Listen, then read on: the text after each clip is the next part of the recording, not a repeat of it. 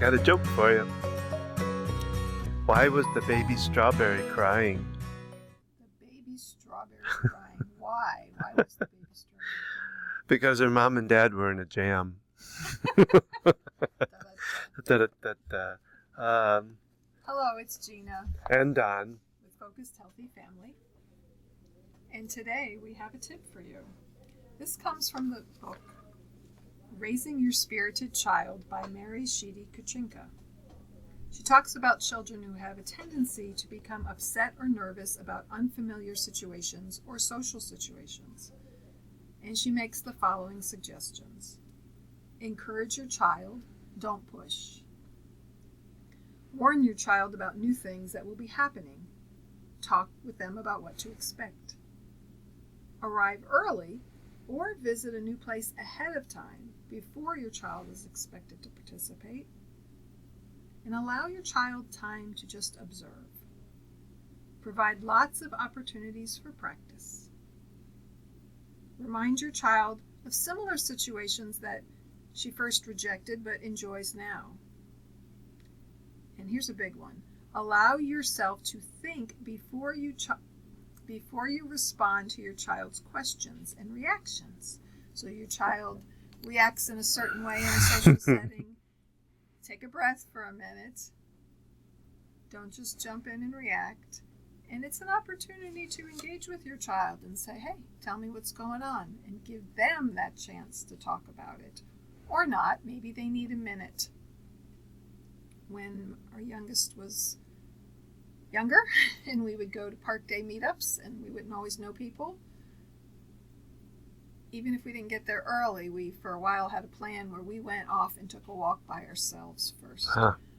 Or swung on the swing, which was a calming activity, before we joined in with other people. And it really was helpful for her.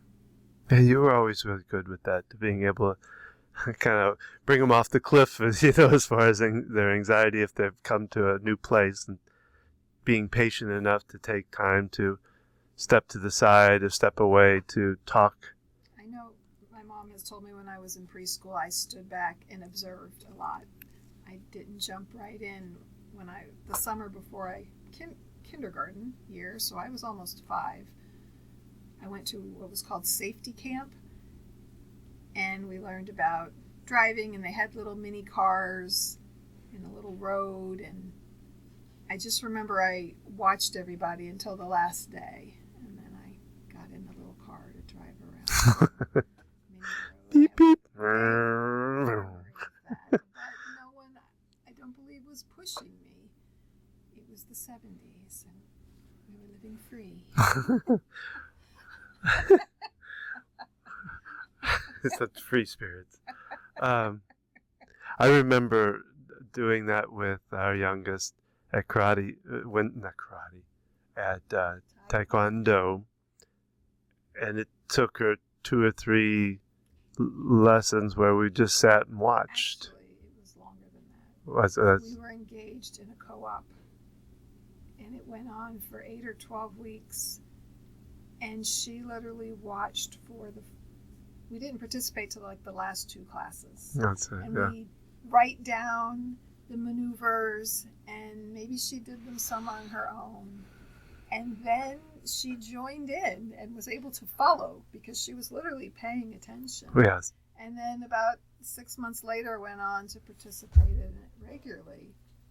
So yeah, giving our kids that opportunity to, and we were paying for this class, but she was learning. Yeah, she was still taking it in and just wasn't ready to stand up there in front of everybody else processing it. and do the forms that you learn in many martial arts. So it goes back to what we've talked about before, of even like when you're at the park, starting out where you go slowly at starting out, but also at the end, wrapping down slowly, or wrapping down, at a pace that they can deal with. Yeah. Where you're giving them the countdown to leave and all of that. It kind of plays into that same thought. And I like the idea of setting up the expectations. Okay, this is where we're going. This is what it's going to be like.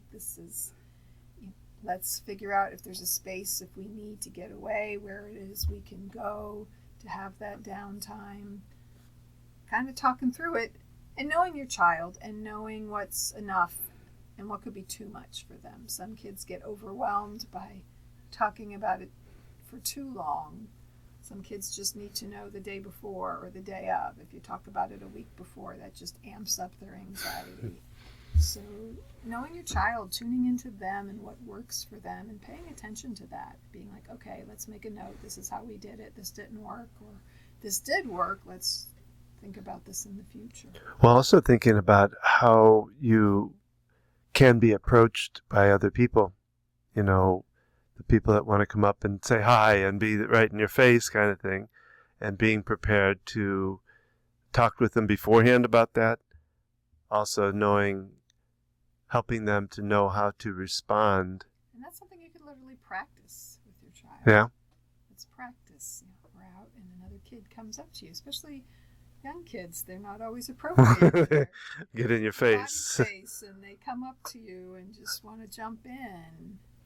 And it makes a big difference if your child is able to know what to do with that and how to engage with others and how to let them know, I just need a few minutes and then I'll join you. Yeah. Having something that they can let them learn how to speak up for themselves and protect themselves from that anxiety and that. I still think about it because it's with adults too, having adults that come up and the ones that want to pinch that child's cheek or come right up in their face and say, "Oh, you're a cutie," Yeah, I don't know if I would tell that story about Walmart again, but the lady I was shopping at Walmart, and my youngest was in the cart sitting. Yeah. And we were at the freezer section, and I had walked past the freezer I wanted, and I realized it. So I stepped back a couple freezers down, and there was a gap between myself and my youngest being in the basket.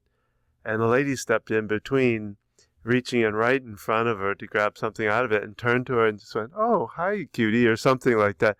And the scream that my daughter let out was blood-curdling. And I remember the woman, turning. I was almost waiting for her hair to be, pushed back but turning to me and looking, and I just went, "I'm sorry," and that I couldn't say much more. But yeah, got right in her face. So. For a personal space bubble. And that was it's a noisy experience. That's right. So paying attention to our children, tuning into them, knowing different things work for them and different things work for you. Maybe you're the one with the social media. It's your child and having to figure out how to navigate that. And not transfer it on to them, So you want to also check out at FocusHealthyFamilyPodcast.com. On Thursdays, we have our full podcast, so we ask you to join us. We'd love comments on this and our podcast.